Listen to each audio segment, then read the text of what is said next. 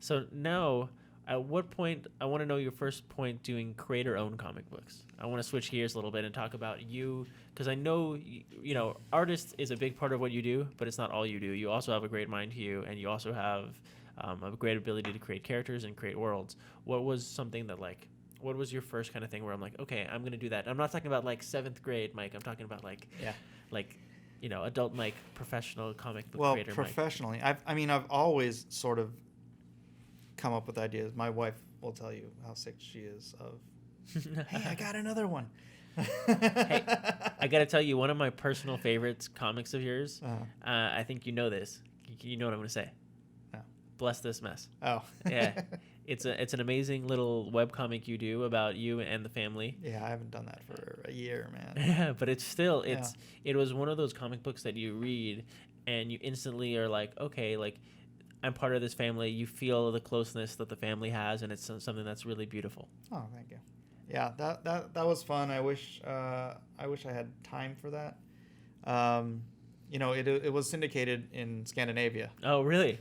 That's awesome. But it was like the royalty checks weren't enough for me to be like, oh, good, I should really spend 2 or 3 hours a day on this project. Of course. You're like Scandinavia.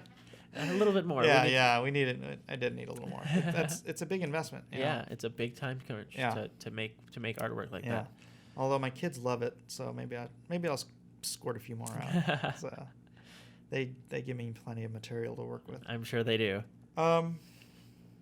But creator-owned stuff, I guess it was while I was working with the DeBells, Roaring Studios, that part of the thing we wanted to do was our creator-owned titles. And so it's when my mind knows there's an outlet, it just starts working overtime. Like any little thing will give me an idea and it'll launch into, like I had misheard something, right?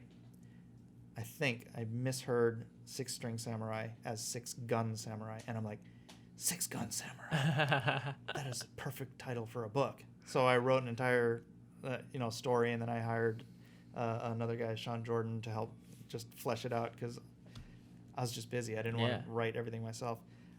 And then, I just remember I was sitting in my living room one day, and I just got this spark of inspiration, and it was, what if there was this FBI manhunter who is wounded by the criminal that he's chasing, who's a mass murderer, a murderer, serial killer, and the serial killer, gets away, but then knocks on his door years later, saying he needs his help to save an innocent person. Oh wow! Right, so and I'm twisted.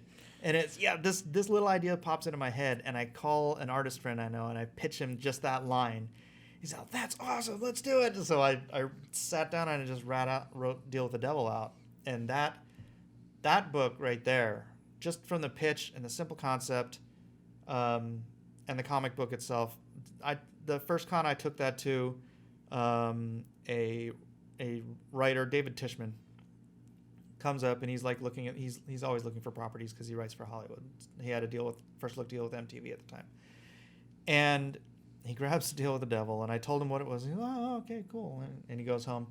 I swear to you, next morning, I saw him running to my booth.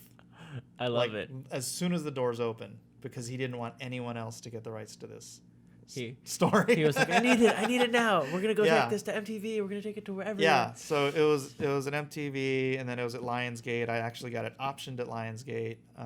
Bought a Carmen Gia with that money. Still sitting in my driveway rotting.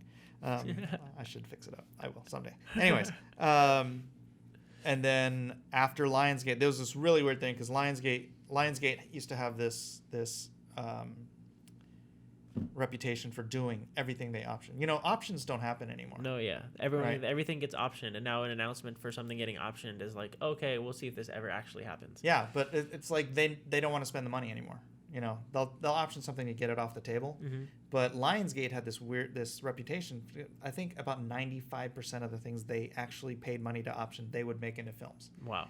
And so even my manager was like, she was asking this to, I can't remember it's like the head of Lionsgate. And she was asking about that. She's like, you guys have a reputation for doing this.